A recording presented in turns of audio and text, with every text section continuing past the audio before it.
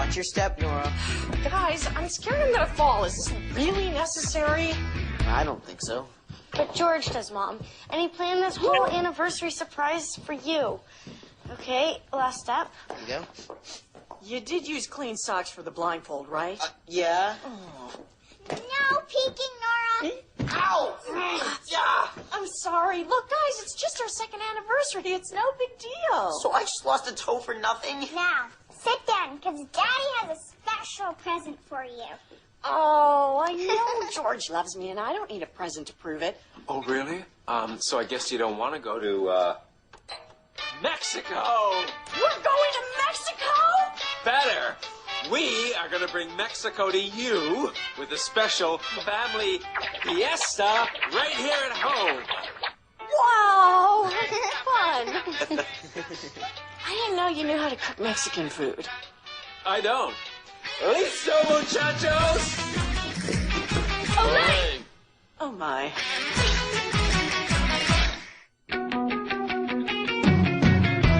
Used to be my mother and my sister and me. A happy little family and alright with me. When Mom got married, that's when everything changed. Some things were lost and others were gained. A new school, a new house. So many changes, it makes my head spin.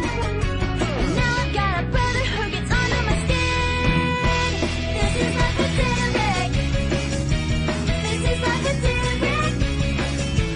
This is like a busy Edwin, George, and Nora, Marty, and Casey. Living like a Derek. Living like a Derek. Merging two families is a major decision, especially when there's a Derek in one of those families. But in the end, love must prevail, even if there are some minor objections. Derek, that was for everyone. Sorry, I guess you'll just have to wait for Dad's Mexican fiasco. You mean fiesta? No, fiasco. Yeah. Everything's fine. Everything's fine. No, he's crying over spilled chimichangas. You know what? Maybe I should go help him. Sit down, Nora. Yes, Mom, it is your anniversary. You should just relax. I thought that was Mother's Day. And Nora's birthday. 3 days of doing what you want. Pretty sweet. Oh, almost as sweet as doing what you want year-round. Don't you two think you owe it to us not to fight today of all days? Especially after Operation Disengagement. You said you'd never mention that. Yeah, ancient history. Come on, moving on. Hey, Dad, dinner. Hungry. Well, as it is my anniversary, I'd love to reminisce about the day that Casey and Derek met. Nora! Greatest story never told. Why haven't we ever heard this story? No reason. I'll go help George. Sit down, Casey. Yeah, I want to hear the greatest story never told. Oh, but I have a better story. The last time Edwin had Mexican food. All right, I'll tell the story. It all started 2 years and 4 months ago when George proposed to my mom, and she said, maybe. Casey. What? Casey? Mom, you told me I had a dentist appointment and then drove me 2 hours to London for a tour of some school I have no intention of attending. Not to mention you've got a change of clothes. Oh, come on. No one's going to notice. Nice kilt. Whatever. I don't care what people here think of me because there is no way I'm moving to London and you can't make me. Please, Casey, just keep an open mind. Mom, you're not going to marry George. Otherwise, when he proposed, you wouldn't have said maybe. Can't the man take a hint? Yes, the man can take a hint, and I said maybe because I definitely wanted to make sure that you and Lizzie could handle moving here. Mom, we've talked about this. I can handle it. I'm just not doing it. Look, Casey. Casey, Derek has been kind enough to volunteer to give you a tour of the school. The least you could do is meet him. Well, I've met Marty, and she's great. And I've met Edwin, and he's something. And I've tried to meet Derek, but every time something comes up, he's away, he's sick, he's away and sick. Obviously, Derek is avoiding me. Well, he's definitely not avoiding you now because he's meeting you here at 11.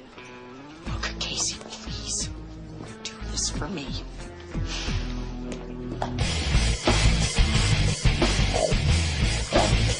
Please, Derek, don't blow this for me. Dad, what is the big deal about meeting this Casey character? Nora said maybe your proposal. Can't you take a hint? Casey's feelings are an important factor in Nora's decision. I mean, would it kill you just to give her a tour of the school? Yeah, but for $20, it'll kill me a lot less.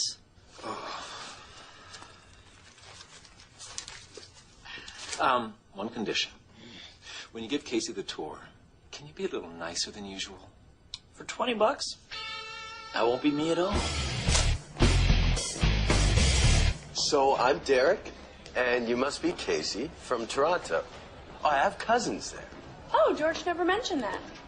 Oh, you mean Derek's dad? Yeah. Thanks for the tour. I'm sure you probably have better things to do. No, I don't. Derek does, though. Does Derek always speak of himself in the third person? I don't know if Derek knows what the third person means. I know I don't. Derek's a pretty funny guy. Yeah, Derek's funny. Ralph's funnier. Can you believe he did that? I can't believe you bought it. I can't believe we're still talking about this. Nora, you're gonna love this salad. It is made with 5 kinds of beans. Which means 5 times the gas. I would love to stay and smell the gases, take a little trip down memory lane, but kind of sucked or to organize, so. Oh, hell. No, you're both gonna sit down and enjoy this fiesta. Because I'm about to give Nora part 2 of her anniversary present.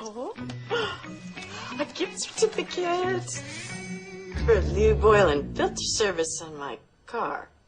How practical. Lube, oil, and filter. Nice. And they say romance is dead. Oh, not at all. But wait till you hear the rest of the story. Come on, Casey, tell us what happened next. Fine. So, I thought I was having lunch with Derek. This is really great, isn't it? Yep, our school has the best taters in Ontario. No, I meant you and I having lunch together. To be honest, I was really nervous to meet you. Were you nervous? Not until I saw you. And then I almost threw up. No, in a good way. In a good way. Oh, sweet. So, how do you get along with your brother and sister? Oh, you must mean, my sister Edwina and my brother Martin. You really are a jokester. Sure am. But look, enough about me. Let's talk about you. Do you have a boyfriend in Toronto? Actually, I go to an all-girls school, so it's kind of hard to meet guys. If you ever move to London, maybe you and I could, Derek, could I talk to you alone? Actually, we were enjoying a really lovely lunch together, right, Casey? Right, Derek? I'm sorry we haven't met. And I'm okay with that. Don't be rude to Casey, Ralph. Yeah, Ralph, maybe you could learn some manners from Derek. Yeah, maybe you could learn to take a hint. Excuse me? You're excused. Here's $5. Why don't you go check out the Calf's apple cobbler? I hear it's made with taters.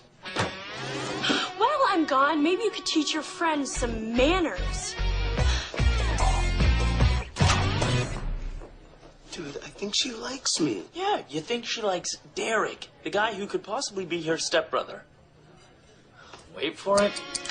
It'll come to you. Ew. There you go, buddy. It was nice to meet you. Oh, hey, how'd it go? Of all the rude, arrogant, insensitive people I've ever met. Look, Casey, please don't judge Derek based on one meeting. I'm talking about Ralph. Derek's a great guy, very kind and decent. He is? I mean, he is. Oh. Mom, are you okay? I'm just so glad the two of you got along. And maybe if dinner goes well, you might be more open to the idea of moving to London?